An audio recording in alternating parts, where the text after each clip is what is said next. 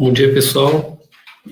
Vamos dar início à nossa aula de hoje, conversando sobre o Evangelho de João. O pastor não vai poder estar conosco hoje, mas a gente vai seguir aqui na nossa aula, como a gente sempre tem feito. A gente tem conversado sobre os Evangelhos, já falamos sobre Mateus, Marcos e Lucas, já debatemos bastante, discorremos bastante sobre eles, e agora a gente vai começar a trabalhar com o Evangelho de João. João é um evangelho diferente, os outros três, né, são chamados de evangelhos sinóticos, Mateus, Marcos e Lucas, porque eles têm uma mesma visão, eles têm uma mesma ótica. Já João é um evangelho bem distinto dos demais, ele complementa os demais. O pastor está com a gente aqui no Facebook. Bom dia, pastor, está fazendo falta aqui. Né? Então, o evangelho de João é um evangelho distinto dos demais. Ele não é como Mateus, Marcos e Lucas, embora ele, de uma forma geral, ele narra basicamente as mesmas coisas. Né? Então, a gente vai começar a trabalhar sobre esse evangelho hoje. Então, vamos orar. Deus, nós queremos nos colocar diante do Senhor nessa manhã, na Tua presença, pedir a Deus que o Senhor esteja nos capacitando a ministrarmos e a sermos ministrados, ó Deus, a ministrarmos essa aula e enquanto os ministramos, sermos, ó Deus, instruídos e ministrados pelo Teu Espírito Santo. Não queremos, ó Deus, que esses momentos sejam somente para a gente aumentar a nossa capacidade intelectual, nosso conhecimento intelectual da Bíblia, mas queremos que esses momentos gerem vida em nós pelo Teu Espírito. Nos capacite, nos instrui, nos ajude, nos ensine, em nome de Jesus. Amém. Bom, João, deixa eu achar aqui meu slide, está aqui. Então, como a gente tem aquele quadro comparativo, né, dos evangelhos, né? Sempre gosto de mostrar isso aqui no início, né? Dizendo que o João ele foi um livro escrito principalmente para os crentes. Né? Ele é um livro que apresenta Jesus como o Filho de Deus. Então, Mateus foi escrito para os judeus, apresenta Jesus como o rei. Marcos foi escrito para os romanos, apresenta Jesus como servo. Lucas foi escrito para os gregos e apresenta Jesus como filho do homem. E João foi escrito para os crentes, de uma forma geral, e apresenta Jesus como o Filho de Deus, e nos apresenta ele como um salvador pessoal. Esse é o relato, né, esse é o estudo, os comparativos que as pessoas fazem entre os evangelhos. Né?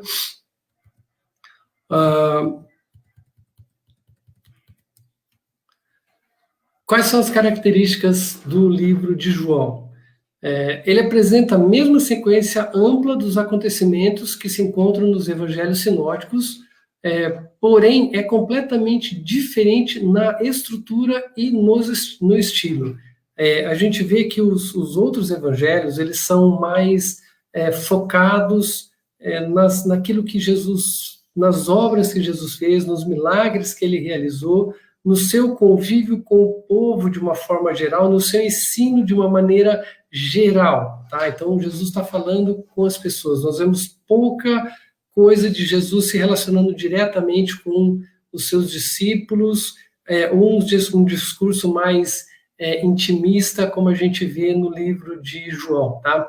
O livro de João não contém parábolas, então a gente não vê nenhuma das parábolas que Jesus contou nos outros que aparecem, né, nos outros evangelhos, nos sinóticos. A gente não vê nenhuma dessas parábolas no livro de João. A gente tem 7 milagres narrados no livro de João, sendo que desses 7, 5 são exclusivos e só aparecem no livro de João. A gente vai falar sobre ele mais à frente. Os discursos dizem principalmente dizem respeito principalmente à sua pessoa e não à doutrina da ética do reino. Então a gente vai ver, por isso que eu falei que o livro de João, eu entendo ele assim como sendo muito mais pessoal, né? Algo que está relacionado diretamente com a pessoa de Jesus, com as pessoas com quem Jesus conviveu. Então a gente vai ver isso na intimidade, né? O próximo ponto que eu coloquei aqui, né? A relação de Jesus com indivíduos é mais acentuada do que o seu contato geral com o público, né? No livro de João, nos sinóticos, a gente vê, por exemplo, Jesus fazendo o Sermão da Montanha em João, onde ele vai e começa a falar sobre coisas a respeito do reino. A gente vê Jesus contando as parábolas a respeito do reino. A gente vê Jesus fazendo a comparação, quem quiser ser o primeiro no reino de Deus, seja aquele que sirva. Então a gente vê bastante aspectos das falas de Jesus, ou daquilo que Jesus fez, relacionado com o reino e com a ética daquele reino. Agora, com relação ao livro de João, a gente já vai ver que ele está muito mais voltado, os discursos de Jesus são muito mais voltados para a pessoa do próprio Senhor Jesus. Então é no livro de João que nós vamos ver que Jesus é o caminho, a verdade e a vida, Jesus é o pão da vida, Jesus ele é a água da vida, Jesus ele é o bom pastor, Jesus ele é a porta.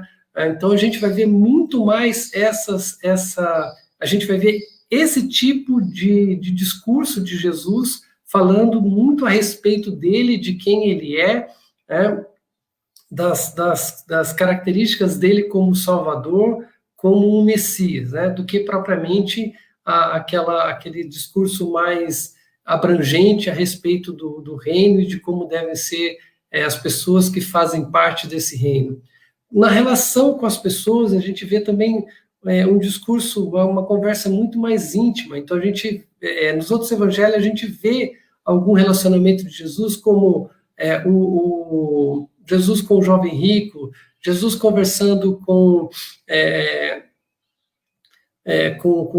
alguns dos seus discípulos mais de perto, mas aqui no livro de João, a gente vê Jesus conversando de forma muito mais íntima com essas pessoas. Por exemplo, com o Nicodemos, lá no capítulo 3, né?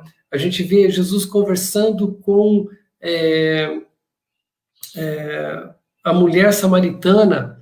A gente vê Jesus num discurso muito grande, numa conversa muito grande com os seus discípulos, né? A gente vê no capítulo 17 de João a oração que Jesus fez pelos seus discípulos, não só por aqueles 12, por aqueles que acompanhavam Jesus ali, mas por todos aqueles que viriam a crer em Jesus, né? A gente vai ver isso aí, né? É legal a gente saber que Jesus orou por nós, né? Jesus orou por nós, está lá no capítulo 17 de João.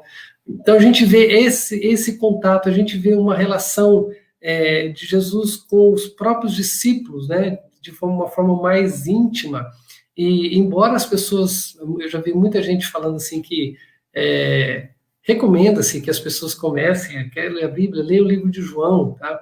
Porque é conhecido como o discípulo do amor, é conhecido como aquela pessoa mais carinhosa, mas é um livro assim que tem verdades teológicas muito fortes e que é muito denso, e a gente precisa olhar com bastante carinho, com bastante cuidado, não simplesmente de uma forma superficial, porque as verdades que se encontram no livro de João são muito profundas. Talvez, teologicamente falando, é o evangelho mais complexo de ser analisado.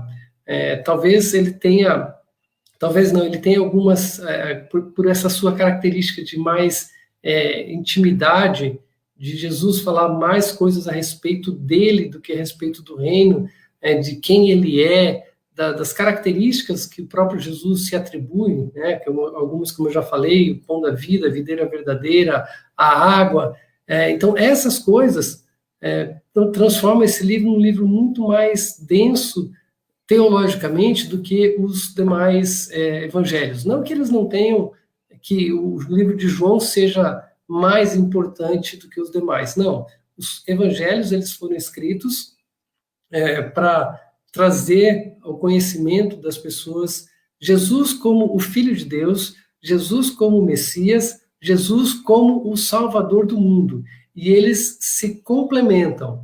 Então, para a gente entender toda a narrativa da salvação proposta por Deus, que Deus nos colocou através de Jesus, nós temos que estudar e conhecer os aspectos dos 4 evangelhos, para a gente conhecer tanto os aspectos do reino, como os aspectos do Salvador. Mas em termos de análise teológica, eu considero João mais profundo, tá? É o próximo ponto que eu coloquei aqui, né? Fortemente teológico e discute de modo específico a natureza de sua pessoa e o significado da fé nele. Faltou um E aqui no meu slide. Então, discute o significado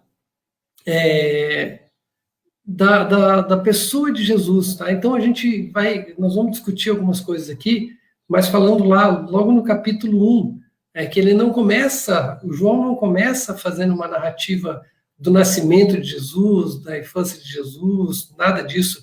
A gente já vai ver que João nos remete a Jesus no início da criação. No princípio era o Verbo, e o Verbo estava com Deus, e o Verbo era Deus. Então aí já começa um significado teológico muito profundo, que João já nos remete a dizer que Jesus é Deus, e que Jesus é eterno, e que Jesus estava presente desde o início de todas as coisas. Né? Qual que foi o propósito do livro? O propósito a gente vai ver lá em João 20, 30, 31. Diz assim: Jesus, pois, operou também em presença de seus discípulos muitos outros sinais que não estão escritos neste livro. Estes, porém, foram escritos para que creiais que Jesus é o Cristo, o Filho de Deus, e para que, crendo, tenhais vida em seu nome. Então, o propósito do livro, por que João escreveu, aparece lá no final do livro, capítulo 20, versos 30 e 31. Lá mais para frente ele vai dizer que Jesus fez muitas outras coisas, mas não caberiam no livro, né? Não caberiam em livro de tantas coisas que Jesus fez, né? Eu não coloquei aqui nesses meus slides aqui a data do livro, tá? Mas provavelmente, e eu faço parte dessa linha, acredita-se que o João tenha escrito esse livro em Éfeso já no final de sua vida. Então, provavelmente tenha sido o último evangelho a ter sido escrito. E talvez por ter sido o último, o João já ter conhecimento dos demais, ou pelo menos de um dos demais, ele deu um enfoque diferente, tá? Outra coisa é que, se de fato o Evangelho de João foi escrito por volta dos anos 80, 90 do primeiro século, tá? Jerusalém já tinha sido destruída pelos romanos. E isso, para o judeu, tem um significado muito grande, porque foi quando a nação deixou de existir, foi quando o templo foi destruído, e o templo, para o judeu, tem um significado muito forte, porque simboliza a presença de Deus, simboliza o local de culto, simboliza a bênção de Deus sobre aquela nação. Então, tirar o templo é como se tirasse Deus do meio daquele povo. Então, tem um significado muito grande, tá? Mas, para nós, os cristãos, para aqueles que creem em Jesus, nós entendemos que o templo, ele foi importante, e ele teve esse significado até a vinda de Jesus, porque como a gente viu na narração da crucificação de Jesus, tanto em Marcos, tanto em Mateus como em Lucas, diz que o véu do templo se rasgou de alto a baixo, separando o lugar santo do lugar santo dos santos. Do lugar santo dos santos era local da presença de Deus. E com a morte de Jesus, com o sangue dele derramado na cruz, como a gente vê escrito lá em Hebreus, né? Porque ele nos abriu um novo e vivo caminho pelo seu sangue. Então, o sangue de Jesus derramado na cruz abriu, tirou a barreira de separação que existia entre nós e Deus, entre o lugar santo e o santo dos santos, onde só o sumo sacerdote poderia entrar. Hoje nós temos acesso diretamente a Deus, por meio do sangue de Jesus. Então, o templo não tem mais o significado. Nós passamos a ser templo e ser habitação do Espírito Santo de Deus. Mas, para os judeus daquela época, tinha uma relevância muito grande. E o fato de João ter escrito o livro após a queda de Jerusalém tem um significado muito grande, talvez pela forma como ele escreveu esse livro, trazendo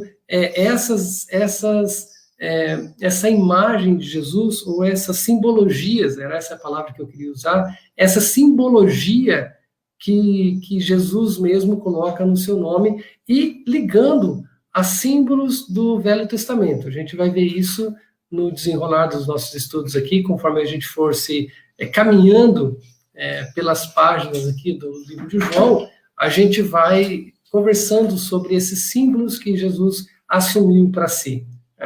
Mas o propósito é esse, mostrar os sinais que Jesus fez, tá? Então, Jesus, ele colocou aqui, João, ele mostra 7 milagres de Jesus, 7 sinais, né? E foram escritos para que a gente creia que Jesus é o Cristo, o Filho de Deus. E para que crendo a gente tenha a vida eterna. João tem, talvez o versículo mais conhecido da Bíblia, ou pelo menos o mais evangelístico de todos, está escrito em João 3,16, que quase todos sabem de cor, né? Porque Deus amou o mundo de tal maneira que deu seu Filho unigênito para que todo aquele que nele crê não pereça, mas tenha a vida eterna. Isso aí João fala lá no comecinho.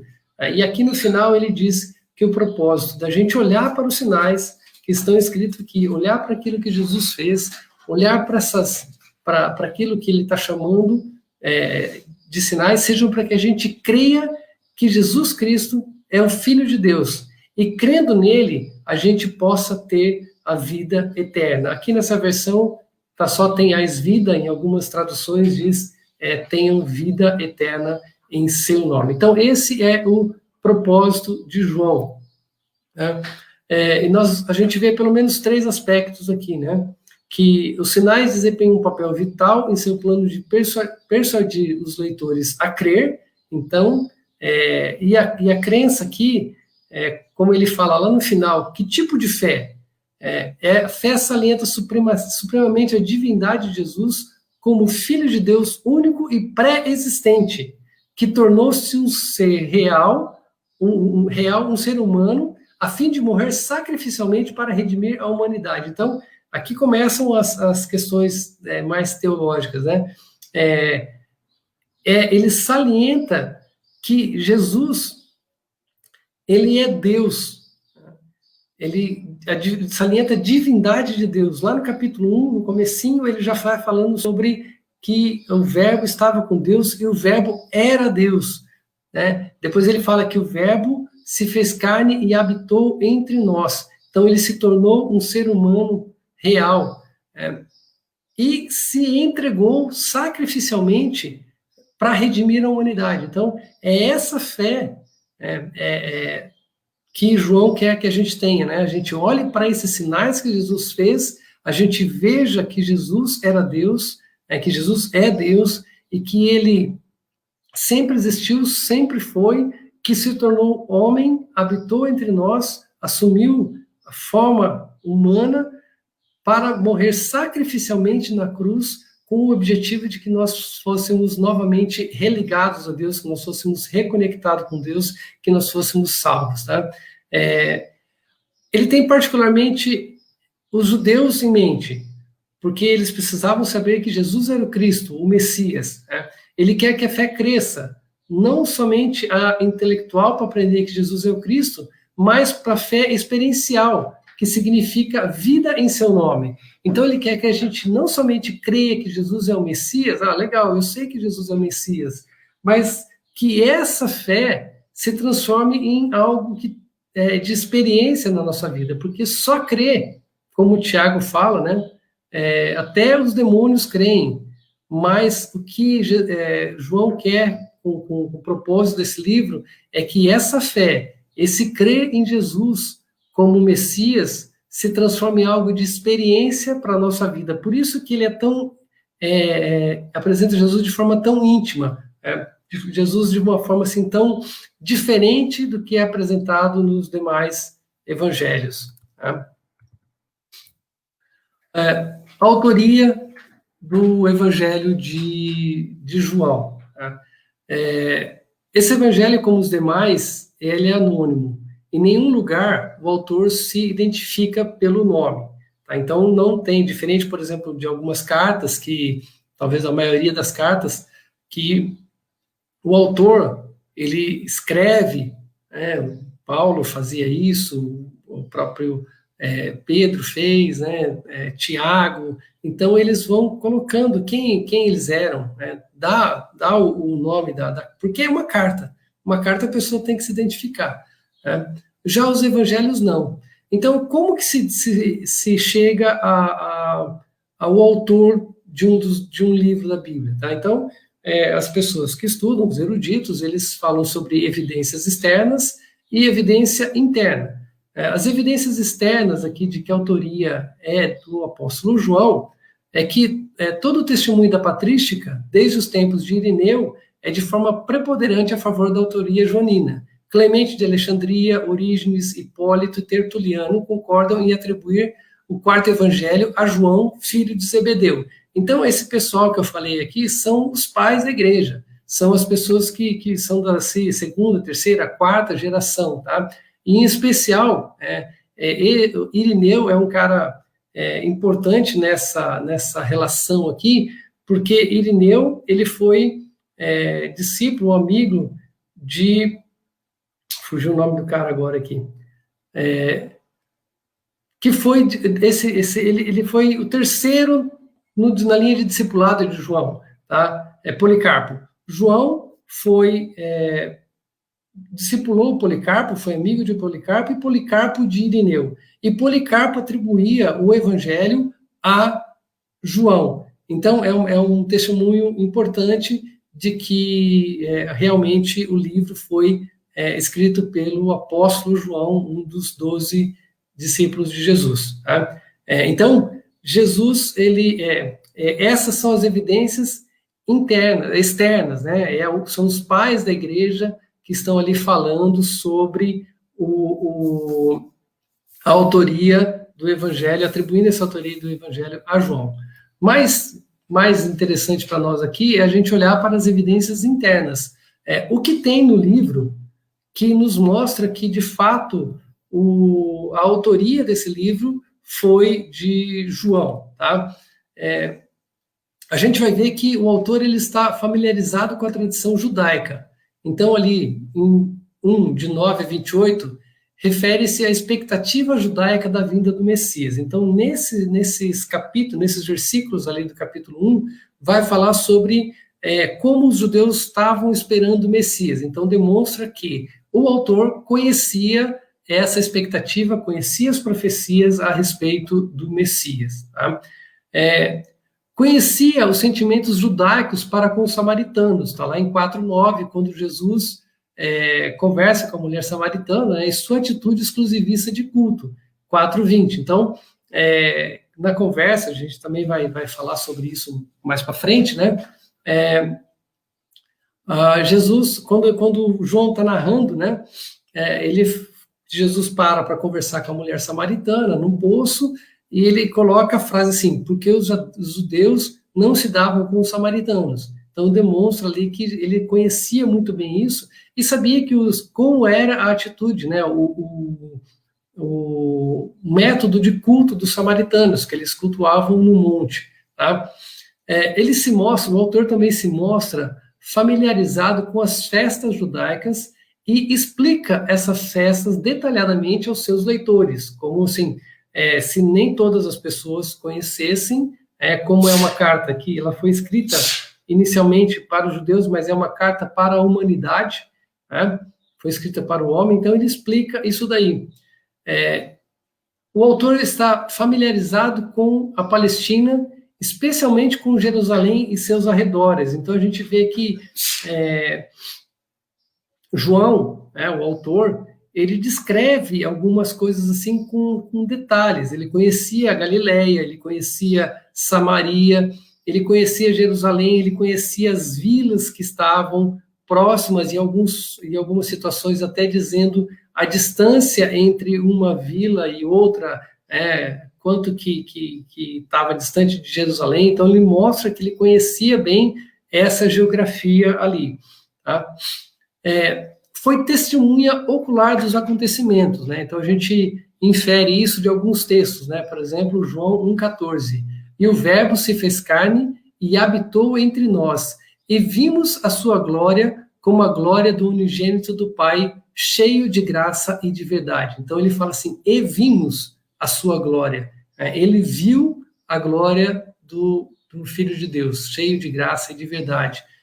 E lá também, em 19:35, ele diz assim, e aquele que o viu testificou, e o seu testemunho é verdadeiro, e sabe que é verdade o que diz, para que também vós o creiais. Então, ele está dizendo assim,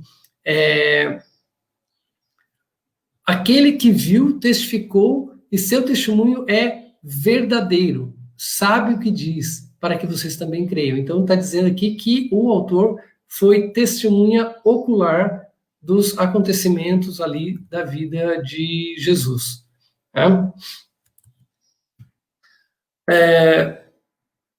Então, ele relata detalhes, né? Testemunho ocular. Por que a gente atribui isso também? Porque ele relata detalhes que demonstram que os fatos fizeram parte da sua experiência pessoal, embora isso não tenha. Nós estamos falando aqui sobre a autoria do livro e sobre por que a gente atribui a João a autoria desse livro. Tá? Então, embora esses detalhes não tenham grande relevância no contexto e no objetivo do livro, mas para a gente identificar o autor, elas são importantes. Né? Então, lá no milagre da transformação da água em vinho, em Caná da Galileia, ele fala sobre o número e o tamanho das talhas que existiam, né? Das vasilhas que Jesus utilizou para multiplicar os vinhos, né? Ele fala que Jesus se sentou no parapeito do poço quando ele vai conversar com a mulher samaritana. Ele fala do peso e o valor do perfume que Maria derramou sobre os pés de Jesus. Está lá em capítulo 12, versículo 2 e 5. Né? E ele fala sobre pormenores do julgamento de Jesus. Está lá no capítulo 19, 18 e 19. Tá? Então, somente quem viveu isso, experimentou, poderia estar falando. E outra coisa interessante é que pessoas anônimas nos sinóticos recebem nome nesse evangelho. Então, 12:3 fala sobre Maria, dá nome para Maria, da mulher que despejou o perfume aos pés de Jesus, e lá no 18:10 vai falar de Malco, que era o servo do sumo sacerdote que foi ferido na orelha por ocasião da prisão de Jesus. Então, o fato dele, ele mostra assim, não só que ele conhecia as pessoas, ele coloca o nome das pessoas, então provavelmente ele tinha alguma relação, mas o fato dele saber o nome do servo do sumo sacerdote e o fato dele ter participado do julgamento de Jesus, mostra que ele tinha uma certa intimidade também com aquelas pessoas. E pelo que a gente lê, pelo que a gente olha, ele era a família dele não era uma família pobre, ele tinha uma certa, tinha algumas posses, né? Eles eram da pesca e a mãe de João, Salomé, ela era uma das mulheres que ajudavam, contribuíam financeiramente para o ministério de Jesus. Então, essas são evidências que falam para nós da autoria de João, tá? Tem uma outra coisa aqui que está no próximo slide, né? Que da forma como ele coloca, né? Então, o autor, ele é identificado como discípulo a quem Jesus amava, lá em 13:23, está falando sobre a ceia, que é discípulo a quem Jesus amava, estava reclinado sobre o seu peito, tá? Estava muito perto de Jesus na última ceia, no julgamento e na cruz. Então, fala que João, né, que o autor aqui acompanhou esses episódios da vida de Jesus, né, de muito perto, tanto na ceia, como no julgamento e como na cruz. Tá? E só um companheiro íntimo de Jesus se ajustaria a essas circunstâncias. A gente sabe que Jesus ele tinha, além dos 12 e de uma quantidade maior de discípulos que o cercavam, ele tinha alguns discípulos que estavam mais próximos, né? Pedro, Tiago, João, Tomé e Filipe talvez sejam os que estavam mais próximos de Jesus. E somente João se encaixaria nessas circunstâncias aqui para ser o autor e para ser esse discípulo a quem Jesus amava. Primeiro é porque Tiago, seu irmão, né, irmão de João, foi morto prematuramente, logo no início da igreja, né, Atos 12:2. Foi o primeiro mártir da igreja. Pedro, Tomé e Filipe, que também faziam parte desse grupo mais íntimo de Jesus, eles são mencionados frequentemente na terceira pessoa. Então, não poderiam ser o autor do livro, porque o autor do livro ele fala de uma forma anônima sobre ele não se dá nome. E quando vai falar sobre Pedro, Tomé e Filipe, ele nomina essas pessoas ou fala na terceira pessoa. Tá? Então, essas são as características aqui do autor e por que a gente atribui de maneira a olhar para as evidências internas de que, de fato, o evangelho foi escrito pelo apóstolo João. Tá? Ele era filho de Zebedeu, a gente vê isso lá em Marcos 1, 19 e 20. Deixa eu achar aqui. E, passando dali um pouco mais adiante, viu Tiago, filho de Zebedeu, e João, seu irmão, que estavam no barco consertando as redes, e logo os chamou. E eles, deixando o seu pai Zebedeu no barco com os jornaleiros, foram após ele. Então, aqui é o chamado de Tiago e de João. Chamado de filhos do trovão por Jesus, Marcos 3:17. E a Tiago, filho de Zebedeu, e a João, irmão de Tiago, os quais pôs o nome de Boanerges, que significa filhos do trovão. Tem alguns episódios interessantes aqui, né? Na verdade, eu nunca parei muito para analisar e estudar por que Jesus os chamou de filhos do trovão. Mas a gente tem alguns episódios na vida de João ali, narrado pelos evangelistas, né? Que a gente pode inferir algumas coisas, né? Primeiro é que tem um episódio, está lá narrado no livro de Lucas, que quando Jesus estava vindo da Galileia para Jerusalém, ele precisava passar por Samaria, algumas aldeias, uma aldeia ali não quis receber Jesus, né?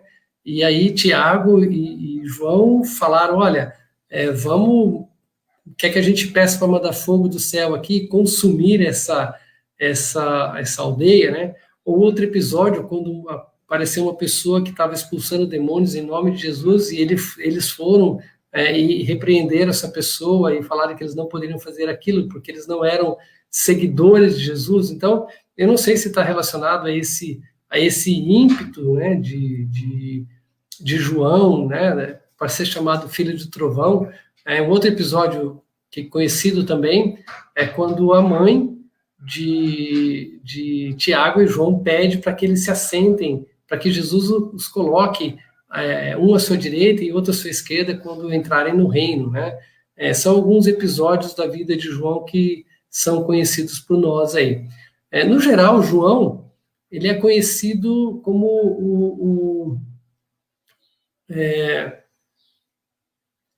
o apóstolo do amor.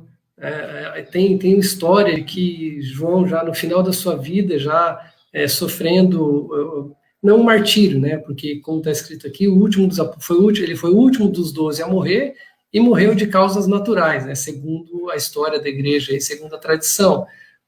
Mas ele sofreu, ele foi preso, e mesmo dentro daquele contexto, diz que a única coisa que ele falava no final da sua vida era amai-vos uns aos outros, diz que esse era o discurso. E a gente vê esse discurso bem carinhoso de João quando a gente olha as suas cartas, né? Que ele chama de filhinhos, e ele vai falar bastante sobre o amor, vai falar sobre o amor entre os irmãos, entre nós, né? Que nós devemos nos amar. Então, ele é conhecido como esse discípulo do amor. 5 dos livros do Novo Testamento têm sua autoria atribuída a João, ao apóstolo João. São o Evangelho de João, primeira, segunda e terceira epístola de João e o livro de Apocalipse, tá? Então, de uma maneira geral, esse é um breve relato aqui sobre quem foi João, tá? Então, ele foi um dos 12. Tem um detalhe interessante aqui, que ele era filho de Salomé, e provavelmente Salomé era irmã de Maria, mãe de Jesus, tá? Isso a gente pega ali de 3 textos. Mateus 27, 56, que vai narrar sobre as mulheres que falam sobre Jesus, tá? Comparando esses 3 textos. Mateus 27, 56, falam das mulheres que acompanhavam Jesus, e ali eles colocam a mulher de Zebedeu. Na narrativa de Marcos, tá? Não aparece mulher de Zebedeu, aparece o nome, Salomé. Daí que a gente sabe que o nome dela era Salomé. E João 19, 25 fala de Maria, sua irmã e as demais mulheres. Então, é provável que essa irmã de Maria, que estava acompanhando a crucificação de Jesus, fosse irmã de Maria, mãe de Jesus. E se for assim mesmo, então João e Tiago eram primos de Jesus por parte de Maria ali, tá? Mas isso é só um detalhe. Talvez explique, a gente pode pensar nisso quando explica por que Salomé pediu para que Tiago e João se assentassem, um à sua direita, à sua esquerda, talvez pelo fato de, não, nós somos aparentados aqui, então dá um lugarzinho de destaque aqui para os meus filhos, tá? O fato é que isso tem pouca relevância para nós, diante da riqueza de conceitos e da obra de Jesus que nós temos no livro de João, e é isso que a gente vai passar a conversar a partir de agora, indo aí para as próximas aulas aí, porque eu tenho certeza que nós vamos levar pelo menos aí umas 4 ou 5 aulas para a gente conseguir cobrir o livro de João. Não pretendo fazer um estudo aprofundado teologicamente sobre o livro de João, mas a gente vai, como eu fiz nos outros evangelhos, né? A gente vai sim passar por eles, a gente vai conversar sobre cada um dos capítulos, daquilo que está, né, como eu fiz nos outros evangelhos, tá? Mas nós não vamos analisar versículo a versículo, fazer um estudo profundo sobre cada um deles, não. Senão a gente ficaria aqui o restante do ano e acho que não daria tempo ainda. Mas eu quero analisar um pouquinho esse início do livro de João, nesses minutinhos finais aqui da nossa aula, que eu acho que são extremamente relevantes para o nosso estudo e para a gente entender bem o livro de João, tá? Começa, no princípio era o verbo, e o verbo estava com Deus, e o verbo era Deus. Essa primeira frase do livro de João tem coisas muito importantes aqui. Ele está chamando de verbo, né? O verbo estava com Deus, e o verbo era Deus. Aqui mostra para nós a divindade de Jesus, a sua profunda ligação com o Pai e a sua pré-existência. No princípio era o verbo, e a gente vai lembrar do princípio lá de Gênesis, no princípio criou Deus os céus e a terra.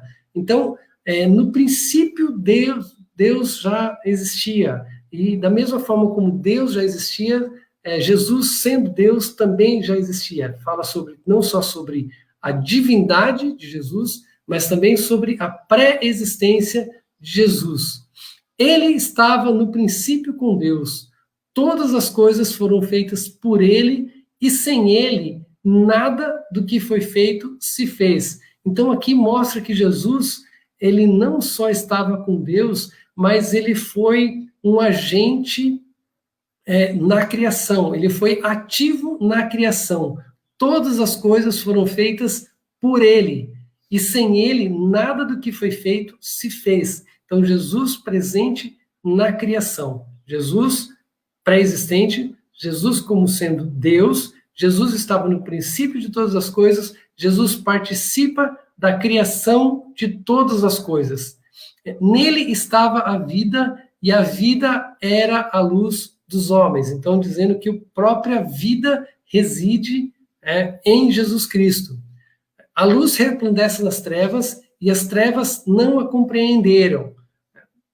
Então, aqui já começa a falar sobre Jesus como tendo vindo ao mundo e não sendo compreendido.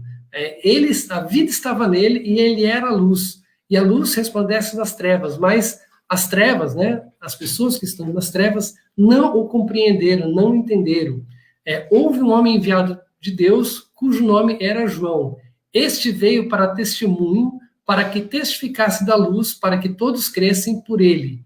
Não era a luz, mas para que testificasse da luz. Ali estava a verdadeira luz que ilumina todo homem que vem ao mundo. Estava no mundo e o mundo foi feito por ele e o mundo não o conheceu. Então a gente vê aqui, primeira coisa, falou sobre a natureza de Jesus, que ele era Deus pré-existente. Depois a gente vê a relação de Jesus com os seres, com a natureza. Tudo foi feito por ele, e nada do que foi feito sem ele. Depois fala que Jesus é a luz, e a vida está nele, e agora começa a falar sobre a relação de Jesus, do verbo, com a raça humana, porque fala que veio João, aqui João Batista, para que testificasse da luz, e as pessoas não creram. A luz estava, ali estava a luz verdadeira que ilumina a todo homem que vem ao mundo. Estava no mundo e o mundo foi feito por ele e o mundo não o conheceu. Veio para o que era seu e os seus não o receberam. Mas a todos quantos os receberam, deu-lhes o poder de serem feitos filhos de Deus, aos que creem no seu nome, os quais não nasceram do sangue, nem da vontade da carne, nem da vontade do homem, mas de Deus. E o Verbo se fez carne e habitou entre nós, e vimos a sua glória, como a glória do unigênito do Pai, cheio de graça e de verdade. Então, nesse prólogo de João, ele ratifica a deidade de Jesus, ele afirma essa deidade, ele afirma a criação de Jesus e mostra que Jesus ele veio para ser luz e para que através dele nós pudéssemos enxergar as coisas como elas realmente são, para que nós pudéssemos ter um relacionamento com Deus. Mas aqueles judeus que estavam ali não receberam. Mas a todos quantos receberam, deu-lhes o poder de serem feitos filhos de Deus, aqueles que creem no seu nome. Esses, eles não nasceram de sangue, nem da vontade da carne, nem da do homem, mas de Deus. E depois ele afirma aqui, ele falou sobre a criação, falou sobre o homem, sobre a natureza caída do homem, sobre o homem não aceitar essa luz, não reconhecer essa luz, apenas alguns, e depois ele fala que Jesus se fez homem e habitou entre nós. Ele se fez carne e habitou entre nós. Então, o Deus, o Jesus 100% Deus e o Jesus 100% humano. Nós estamos vendo isso aqui nesses primeiros versículos do livro de João. Então, a gente já começa com toda essa questão teológica muito forte aqui, com todos esses conceitos muito fortes e que são extremamente importantes para a nossa vida, para o nosso relacionamento com Deus, para a gente entender que Jesus ele não simplesmente foi um profeta, Jesus não é simplesmente uma pessoa que nos inspira, Jesus não é uma pessoa que nos serve como exemplo, Jesus não foi somente uma pessoa bondosa que viveu nesse mundo e fez um monte de coisa boa. João está falando para nós que Jesus é Deus. João está falando para nós que ele é a luz, né, que nos ilumina. João está falando para nós que aqueles que o recebem se transformam em filhos de Deus, aqueles que creem no seu nome. E João está falando para nós que Jesus, ele é o Deus encarnado. Então, ele não era simplesmente um profeta, não era simplesmente mais um grande líder. Jesus era o próprio Deus, o Filho de Deus, que se encarnou e veio morrer na cruz por nós. E nós podemos contemplar a sua obra, nós podemos contemplar a sua glória, nós podemos contemplar a Deus olhando através da vida de Jesus, como esses homens fizeram. Isso que João mostra para nós nesses primeiros capítulos.